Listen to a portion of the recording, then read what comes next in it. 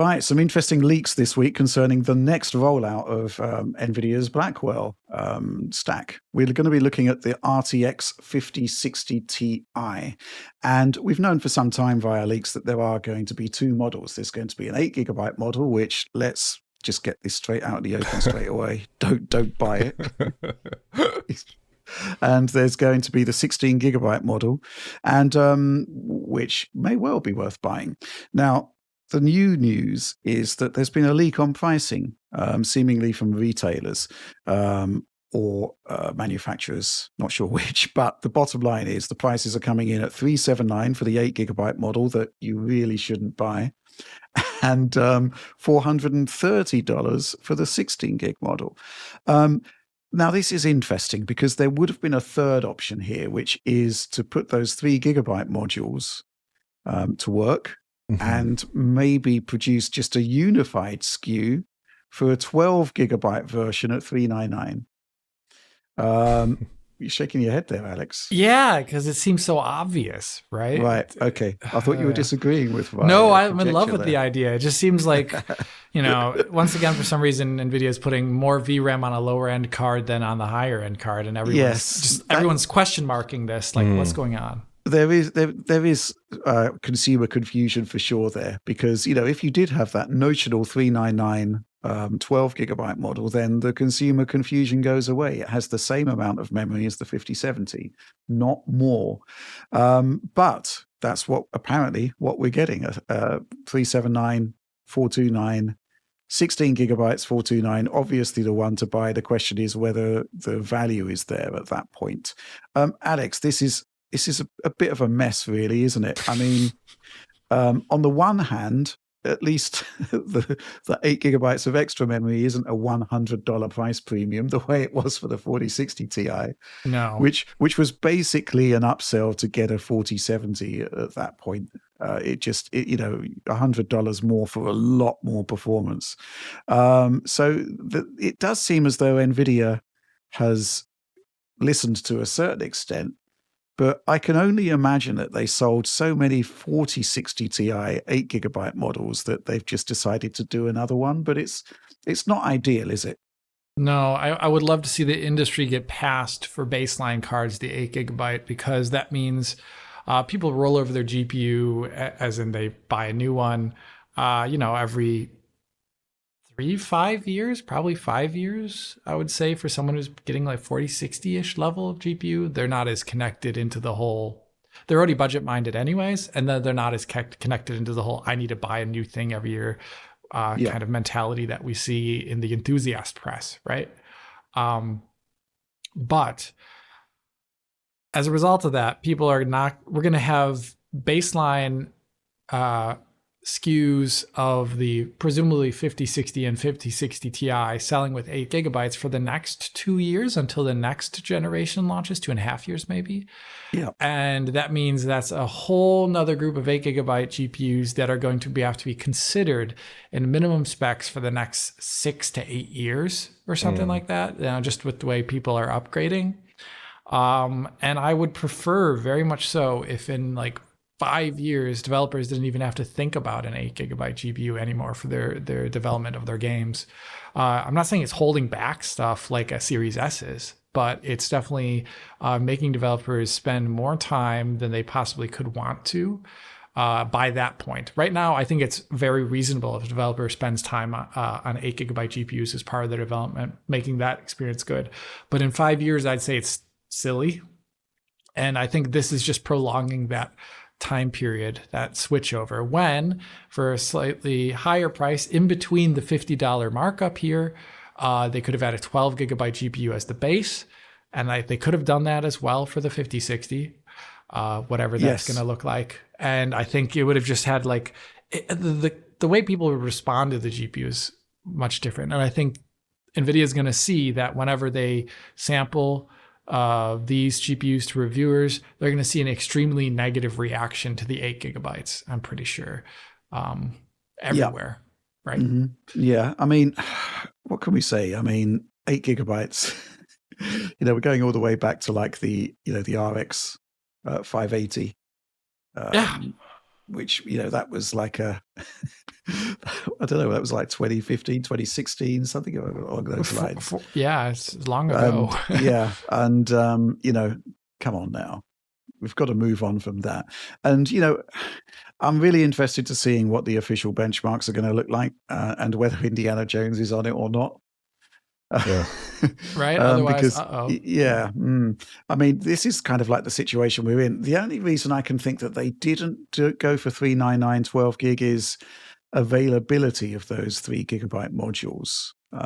You can get them on the 5090 laptops, right? Which is going to be a pretty niche product. You're talking about a laptop that's thousands of dollars. So I can only assume that maybe these modules are in short supply at the moment, because it doesn't really make sense to me to have 2 SKUs. It just introduces consumer confusion, particularly when one could, in theory, review quite well. And the other one is just going to have like comedy thumbnails and,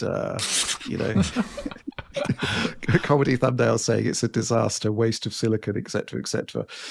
So yes, that is sort of baffling to me. But I've said it once and I'll say it again.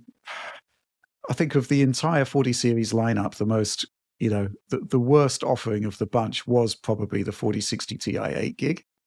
And at the same time, you look at the Steam hardware survey and it's right up there. So, obviously a lot of people probably towards the more budget end of the market probably aren't really watching reviews or anything like that. But at the same time, if you're spending like $400 or even $380, assuming this rumor pans out, on a new GPU, you should be able to be playing Indiana Jones on it with no issues whatsoever, or even The Last of Us. Yeah, like or any of the other games where we've run it, Monster Hunter World, all of those other games where there have been issues with 8 gigabytes. It's kind of got to come to an end now. And I think the other thing which is slightly concerning is that, while we're in rumor land, is the fact that it seems like AMD is going to be following suit with the 9060 in terms of offering 8 and 16 gigabyte variants. And, that just doesn't make sense, particularly with AMD, where they've done so much right with this generation. They've really made an impact with RDNA 4. Don't ruin it with with relatively expensive 8 gigabyte cards. Yeah. Oliver, curious what you make about all of this. Obviously, it's unconfirmed at the moment, but it kind of has the ring of truth about it. I mean, the sticker pricing to me is not that offensive to me.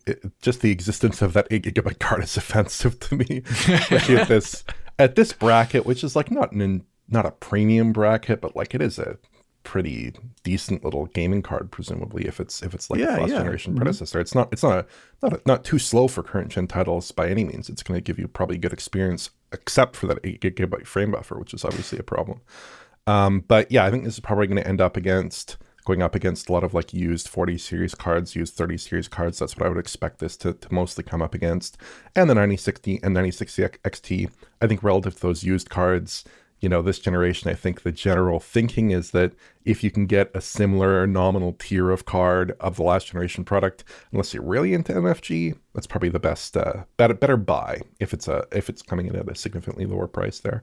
I'm really looking forward to seeing it because basically, well, from my perspective as a GPU reviewer, the lower down the stack you get, I actually think the products kind of get a lot more interesting because, ultimately, when you're sort of dealing with like a 5080 or a 5090, the natural behavior is to just whack everything at ultra and leave it at that. And most of the time you're fine, right?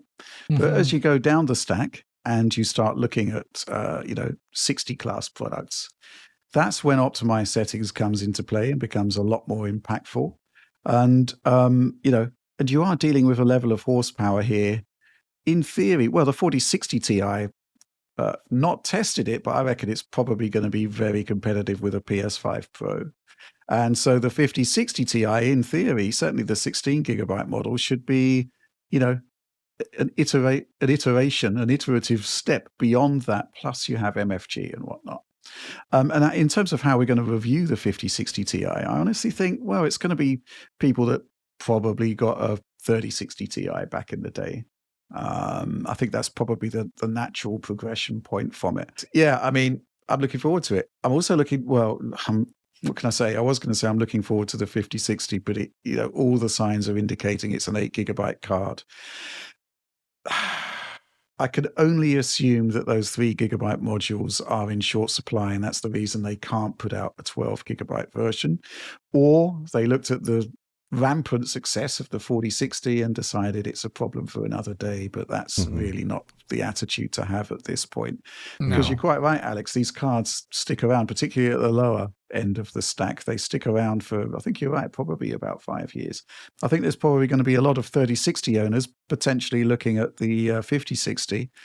And, well, in games where there's VRAM problems, that's going to be an interesting head-to-head. And that's a shame because the 3060, I kind of like it, but only because it's got 12 gigabytes of RAM. The actual performance of it isn't that great. It's a good chunk slower than a PS5, for example.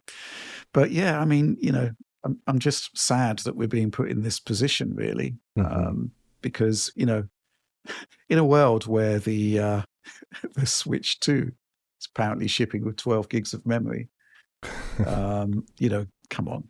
That's a bit sad, isn't it? I'd hope that in maybe 12 months, 8 months or something, we could have a super refresh line, and that could use these 3 gigabyte modules. I'd hope for that, and that could become the new baseline. Like the 5060 Super could be a 12 gigabyte card, and then we could be done with this 8 gigabyte nonsense, at least, for a while. Hopefully for most market segments, we could bring them up to 12 gigabytes, which is kind of like I think the minimum you really want to be at, especially for a card you're going to have for a few years. I'm also looking at these cards right now at the specs here, and it's nice to see us being back to 448 gigabytes per second of bandwidth after having left it in the 4000 series generation.